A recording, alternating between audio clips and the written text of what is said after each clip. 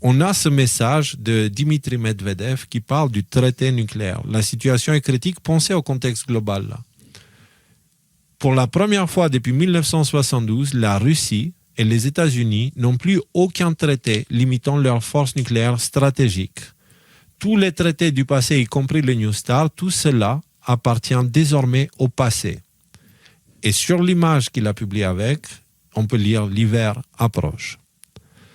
Ce poste a été motivé par l'expiration du traité du New START, le dernier accord de contrôle d'armement nucléaire stratégique entre la Russie et les États-Unis qui a pris fin le 5 février. Ce traité signé en 2010 par Medvedev lui-même, qui était président à l'époque, et Barack Obama, limitait les arsenaux nucléaires déployés des deux pays à 1550 ogives chacun, avec des inspections pour vérifier leur respect. L'expiration s'est produite sans prolongation ni nouvel accord en raison des tensions liées à la guerre en Ukraine. La Russie avait suspendu sa participation en 2023 et de l'absence de négociations récentes entre Moscou et Washington. Donc, Medvedev, il envoie un signal, il dit, les gars, il n'y a plus de traité, nous, on peut se gaver de bombes H si on a envie pour raser la planète entière si on veut. Donc, le message est envoyé. Etc., etc. Bon. Trump, il entre en scène, je crois 2 jours plus tard ou le lendemain. Ouais, le lendemain. Là, c'est le 4 février, Medvedev qui publie ça. Le fait que tu dises qu'il rentre en scène, c'est parfait. Hein. C'est parfait. Ouais. Parce qu'il y a, ouais, tu sais, on discute souvent, on a dit, ouais, ils ont un plan et on voit à travers l'actualité que globalement, l'administration américaine et l'administration russe, ils s'entendent, ils se comprennent, ils veulent travailler ensemble, etc. Donc, il n'y a pas vraiment de raison logique pour que on arrive à la fin d'un traité comme ça qui est ultra important sur la limitation des armes nucléaires, sans en avoir un nouveau, si ce n'est une forme de mise en scène. Oui. Et donc, il entre en scène avec ce poste-là qui dit plein de choses sur lui-même où il s'autoglorifie, bien sûr, Trump classique, quoi, mais qui continue sur, plutôt que de prolonger le New START, un accord qui était l'ancien accord qui vient de périmer, et il dit un accord mal négocié par les États-Unis qui, en plus de tout le reste, est gravement violé. Nous devrions demander à nos experts nucléaires de travailler sur un nouveau traité amélioré et modernisé qui puisse durer longtemps dans l'avenir. Et voilà la réponse à la Russie, c'est vous voulez négocier, on veut négocier, très bien, allons-y. Mais du coup, cette fois, c'est direct, sans l'influence européenne et puis des trucs chelous. Et puis surtout, l'influence d'un traité négocié par Obama, quoi. Ce qui fait que probablement, au niveau des détails, les intérêts de l'Amérique d'Obama n'étaient pas les mêmes que les intérêts de l'Amérique de Trump aujourd'hui. Donc, est-ce qu'on peut juste checker un truc, parce que pour ne pas dire des trucs, mais ça peut ouvrir une perspective intéressante. Est-ce que le traité New START, c'était exclusivement les États-Unis et la Russie, ou est-ce que les pays européens détenant les armes nucléaires et ils participaient à ce type de traité? Est-ce que ce serait important, ça ouvrirait une autre perspective? Tu veux qu'on demande sur ça, c'est assez... New START... Ouais... Ah bien, hein. Alors, non, il a été signé à Prague juste par Obama et Medvedev. Non, c'est juste Russie et États-Unis. Ouais, après, il faut savoir que la Russie représente pas loin de 2000 missiles nucléaires, mais d'une très grande puissance chacune. Ouais. Les États-Unis, ils ont dans les 4000, 5000, mais moins puissantes. Et tous les autres réunis, ils n'ont même pas une centaine, tu vois. Donc, voilà, c'est pour ça que le traité va entre eux, parce que c'est eux qui dominent ce milieu-là. Ouais. D'accord, mais ce que je me rappelle juste de Vince, les chiffres sont à vérifier. Hein. Voilà, les chiffres que je donne, mais ils sont assez proches.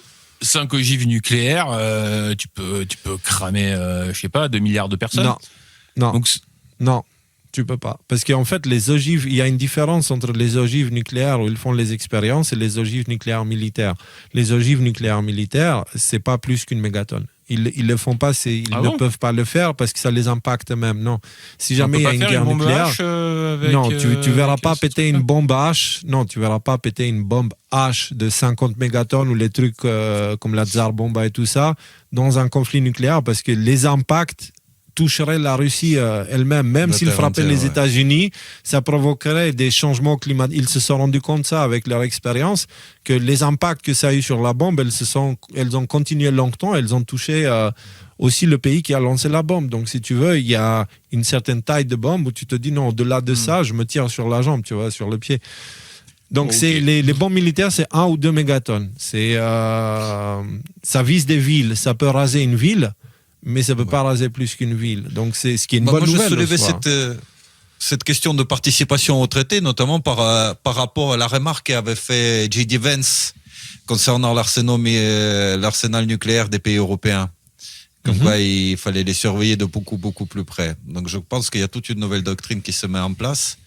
Et bon, il y a des chances, à mon avis, il y a des chances qu'il y ait des négociations quant au fait d'enlever complètement les arsenaux nucléaires aux dirigeants européens. Je ne sais pas, mais en tout cas, cette histoire du nucléaire, moi, il y a ces phrases qui sortent de certains textes anciens que les villes seront jugées sur un coup de feu instantané, tu vois. Babylone sera jugée. Donc, je ne sais pas, je garde ça en tête, mais encore une fois, je n'ai pas l'impression que c'est la direction qu'on prend là. Ce n'est pas l'impression que là, tout de suite, dans l'immédiat, on va vers une guerre nucléaire. Là, le fait que Medvedev publie ça m'a fait froid dans le dos. Le fait que Trump répond ça m'a enlevé le froid dans le dos. Donc, voilà. Si je sais qu'eux travaillent ensemble, ça va. Et c'est à surveiller dans le futur ce qui se passera vraiment à surveiller de près, les relations entre les États-Unis et ce que les États-Unis deviendront après toute cette transformation, parce qu'ils vont quand même récupérer l'OTAN de leur côté, etc. Voilà, ça va reprendre forme, tout ça, et l'Occident redeviendra grand. Il faudrait voir les relations de cette entité qui se formera avec la Russie et surtout avec le monde musulman. Okay?